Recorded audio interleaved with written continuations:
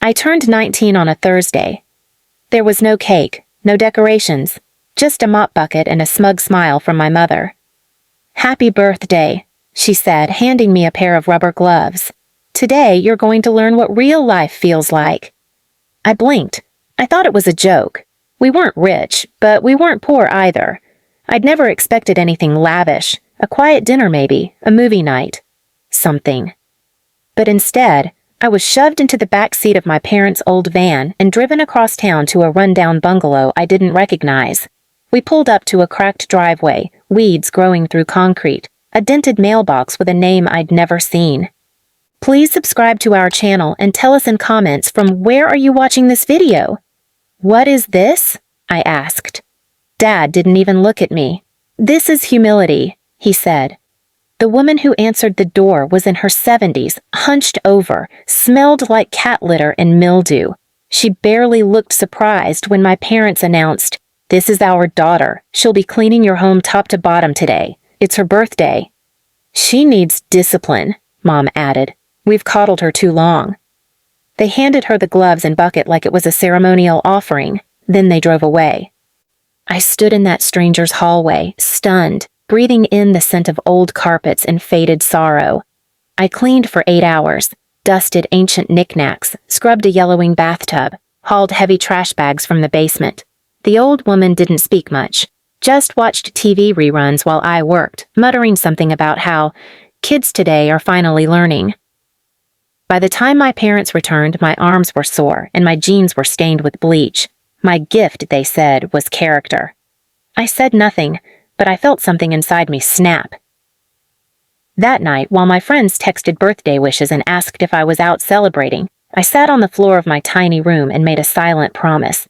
I would remember this. Every cruel smirk, every petty humiliation. I would rise so high they'd need binoculars just to see my shoes. And I would never, ever forget that house. The days after were worse. The woman told my parents I was too slow and not detail-oriented, so my mom grounded me. Not for arguing, but for embarrassing her. She said if I had cleaned well, maybe they would have considered buying me something small. A book. A dress. But I had, in her eyes, failed. That summer, I got a job stocking produce at a local grocery store. I hid it from my parents, lying about school volunteering. I saved every dime. Ate crackers for lunch, picked up shifts no one wanted. One afternoon, while wiping down apples, I saw a real estate flyer pinned to the employee board. It showed the same old bungalow. "For sale. Investor opportunity." My breath caught. It had been months, but I remembered the warped stairs, the chipped paint, the broken doorknob in the hallway. I called the number listed. The owner, now in a care home, was selling fast. The price was low. Too low for most to care. But I did. I didn't have enough not yet, but I asked the realtor not to remove the sign. "Give me 60 days, I begged. I doubled my shifts, picked up night janitor work at the community center, tutored math in the evenings, barely slept.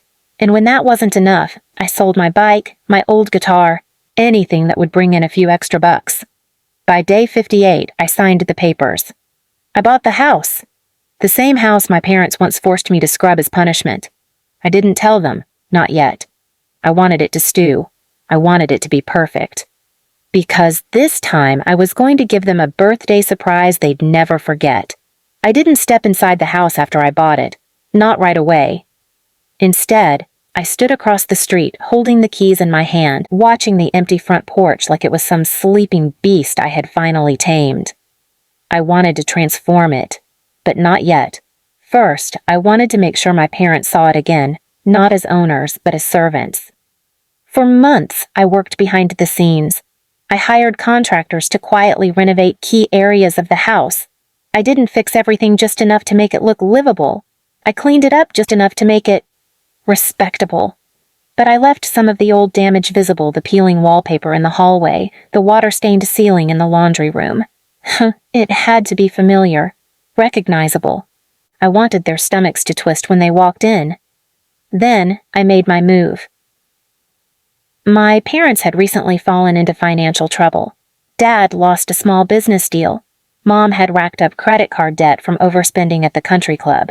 Their pride wouldn't let them ask for help, but their desperation did.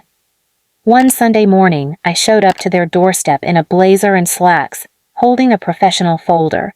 I told them I worked for a private client who was looking for part-time domestic help. Light cleaning, basic upkeep, I said. The pay is generous, flexible hours, discreet arrangement. Mom narrowed her eyes. What's the catch? No catch, I smiled. But it requires trust and obedience. My client's very particular. Dad scoffed. Your generation wouldn't know the meaning of hard work if it slapped you. But fine, what's the address? I handed them a slip of paper. They didn't recognize it. Not yet. But I knew the moment would come. The next day, I left the door unlocked and watched from the security camera hidden in the living room. When they walked in, they froze. My mother's lips parted in a silent gasp. My father muttered something low under his breath. And then, as if on cue, he stepped forward and inspected the same floorboards I had once scrubbed on my knees. Is this? Mom asked, her voice shrinking. Dad nodded slowly. They had no idea the place now belonged to me. They assumed it was coincidence, a cruel twist of fate, and pride wouldn't let them leave.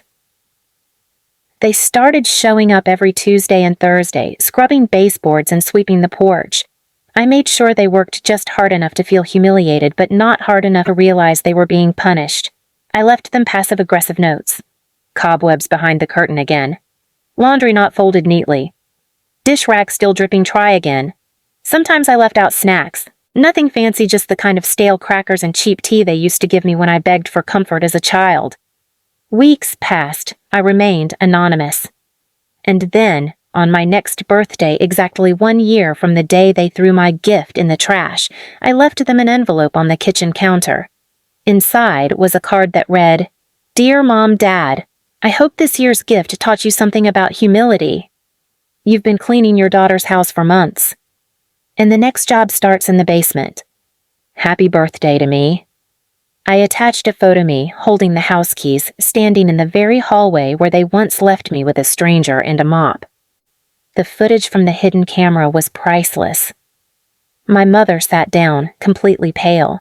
My father's mouth opened, then closed, then opened again, like a man realizing too late that he'd been outplayed by his own child. I didn't confront them. I didn't even go back. Instead, I donated their last paycheck, the one they hadn't collected yet, to a local youth shelter, one that offered housing and dignity to teens kicked out by abusive parents. Because unlike them, I remembered what it felt like to be discarded, and I refused to pass that pain forward. I didn't hear from them for 2 weeks after the envelope. Then I got a call. Blocked number. I didn't answer. Then another. This time it was my mother. Her voice cracked in the voicemail. Sweetheart, she said, stretching the word like it meant something. We didn't know. You should have told us. This was cruel. Cruel.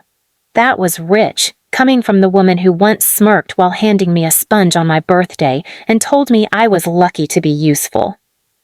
That was the same year I bought her a necklace with my own savings. She never wore it, said it looked cheap. I let the message rot in my inbox. The next one came from my father. He didn't even try to be gentle. You think you're smart? He barked. You humiliated us after everything we did for you. Everything they did?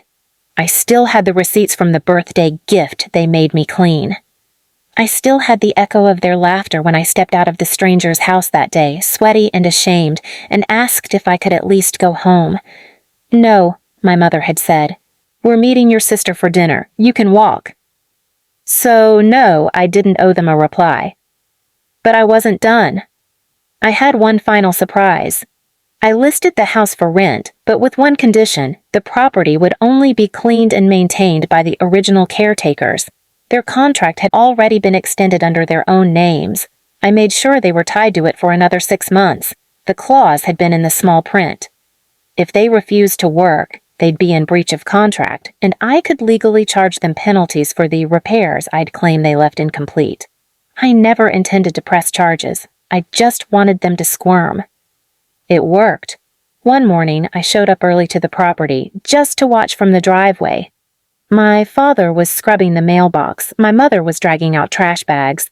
They didn't notice me at first, but when they did, it was like watching guilt take human form. They froze. I stepped out of my car in silence, walked across the lawn, and set a box on the porch. Inside were copies of every note they'd ever written to me, every sarcastic lesson they disguised as parenting, every unpaid debt I'd covered for my sister just to avoid conflict, every ugly truth they tried to hide behind a smile. I didn't say a word. Just one look, one long, piercing look. Then I turned and left. Later that week, they broke the lease. I expected it, but I didn't care. I donated the entire security deposit to the same shelter I'd funded earlier. They used it to build a new reading room. It's called the Second Chance Room. A year later, the house became part of a mentorship program I helped launch, where teens like I once was could come, stay, and learn trades, skills, and dignity without shame. That house had once been my humiliation. Now it was my offering to those still crawling through the shame others dumped on them. As for my parents, last I heard, they moved in with my sister, the same one they always called the success story. The one who never lifted a finger, never paid a bill, and never visited the house once while they cleaned it. They thought they'd taught me humility, but all they taught me was how to survive their cruelty. And I turned it into power. The kind they never saw coming. The kind that doesn't scream or beg for love anymore. It just builds. And buys. And watches from the window while the past tries to mop the floor clean, never realizing the stain is on them. Please subscribe to our channel and tell us in comments from where are you watching this video.